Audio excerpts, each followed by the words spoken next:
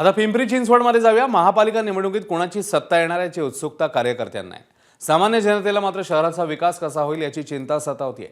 गेल्या 9 वर्षात शहराचा विकास झालाय म्हणून सत्ताधारी भाजप आणि प्रशासक म्हणून काम पाहिलेल्या पालिकेने स्वतःचीच पाठ थोपटून घेतली आहे। मात्र स्थानिक नागरिकांना याबद्दल काय वाटतंय जाणून घेतलंय आमच्या प्रतिनिधींनी। पाहूया। पिंपरी चिंचवड महानगरपालिकेच्या निवडणुका जवळपास 9 वर्षांनी होणार आहेत। मधल्या 4 वर्षाच्या काळात प्रशासक होता, परंतु आता जी नवी सत्ता येईल त्या सत्ताधाऱ्यांकडून पिंपरी चिंचवड शहरवासियांना, खास करून सिनियर सिटीजनला काय अपेक्षा आहेत हे आपण जाणून घेणार आहोत। काय आता अपेक्षा असतील नव्या जी काही महानगरपालिकेत सत्ता येईल त्यांच्याकडून?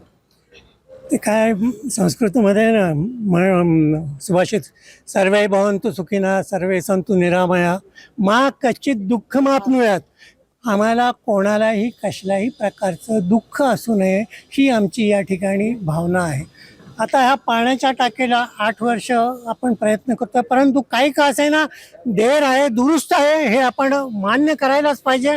आणि मला कुठल्याही प्रकारचा कोणाचाही प्रचार करायचा नाही किंवा, परंतु आता या महाराष्ट्रामध्ये एवढ्यातच वर्षभरापूर्वी निवडणुका झाल्या, त्या ठिकाणी कोणाचं गव्हर्नमेंट आलं आणि आपल्या एरियाचे आमदार श्री शंकरभाऊ जगताप यांनी वर्षभराच्या आत या टाकीचं काम पूर्ण करून घेतलेलं आहे। तर याचा जर श्रेय द्यायचाच असेल तर ते शंकरभाऊंना आपण द्यायला हवंय असं माझं स्वतःचं वैयक्तिक। हा पाण्याचा एक प्रश्न झाला, याच्या पलीकडे जाऊन आपल्या भागात काय व्हायला हवं असं तुम्हाला वाटतं?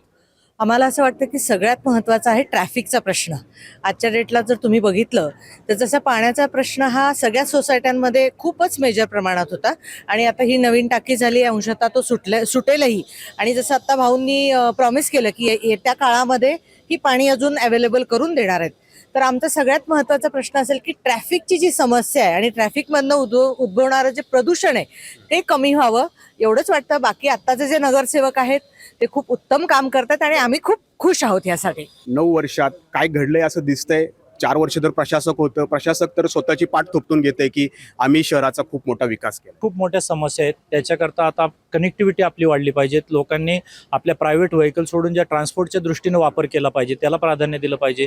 दृष्टिकोन लोकांनीच बदल करायला हवा। सत्ताधाऱ्यांनी काय बदल नाही केला तरी चालेल, आपण आपला बदल करून सत्ताधारी प्रयत्नशील आहेत 100%, पण लोकांनी पण लोकाभिमुख निर्णय स्वतः घेतले पाहिजे। कारण ट्रॅफिक समस्या निर्माण होते ती आपल्यामुळेच।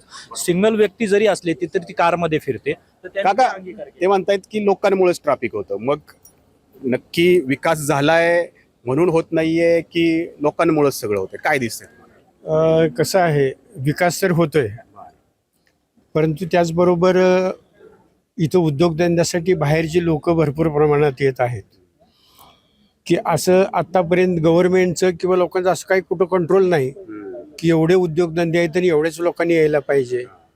म्हणजे असं की इथं पुण्यनगरीत उद्योगधंदेच्या ज्यादा वाढते असल्यामुळे उदरनिर्वाहासाठी लोकांची संख्या वाढते, त्या तुलनेत विकास हा थोडा कमी पडतोय। हा, तर विकास कमी पडतोय म्हणजे विकासाचं गणित मांडलं जाते पण त्याच्यापेक्षा लोक जास्त होते, त्यामुळं ट्रॅफिक क्षमता म्हणजे कमी पडते, त्यामुळे लोकांना सुविधा कमी मिळते। प्रशासन आणि लोकप्रतिनिधींनी मिळून शहराचा चांगला विकास केलाय असं तुम्हाला जाणवतंय का?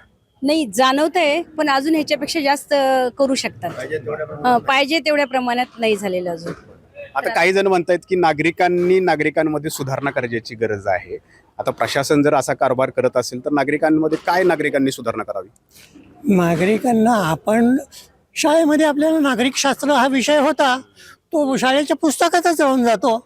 ते जे काय आपल्याला सांगितलं, रस्त्याने थुंकू नको बाबा, कचरा करू नको बाबा, ही ज्या सामान्य गोष्टी ते नागरिक करतीलच, परंतु प्रशासनाचं काम आहे तेवढंच आहे की जर ज्या ठिकाणी कचरा झालेला असेल, ज्या ठिकाणी असुविधा असतील त्या असुविधा दूर करणं हे प्रशासनाचं काम आहे। नागरिक हा नागरिकच आहे काय, पण तो नागरिक आहे। आज मी परदेशात गेलो होतो, तिथेही पण लोक थुंकतातच, इथेही पण थुंकतातच, परंतु ते थुंकू नये म्हणून त्यांच्यावरती जे काही जाणीव जागृती निर्माण करणं आहे हे काम सुद्धा प्रशासनाचं आहे, लोकप्रतिनिधींचं सुद्धा आहे आणि सगळ्यांचं आहे। तर हे असं काही झालं तरच काहीतरी चांगल्या पद्धतीचं आपलं चित्र दिसेल, नाहीतर मग जे काही आपल्या हॅपीनेस इंडेक्स आहे ना, तर आपल्याला ट्रेनमध्ये जर 4थ्या सीटवर जागा मिळालेली तरी आम्ही हॅपी असायचो. तर त्या हॅपीनेसचा इंडेक्स जो आहे ना, त्या हॅपीनेस इंडेक्सची गुणवत्ता वाढली पाहिजे, हे माझं या ठिकाणी म्हणणं आहे. बरोबर आहे. पिंपरी चिंचवड शहर ही एक उद्योग नगरी म्हणून ओळखलं जातं, कामगार नगरी म्हणून ओळखलं जातं. त्याच्यामुळं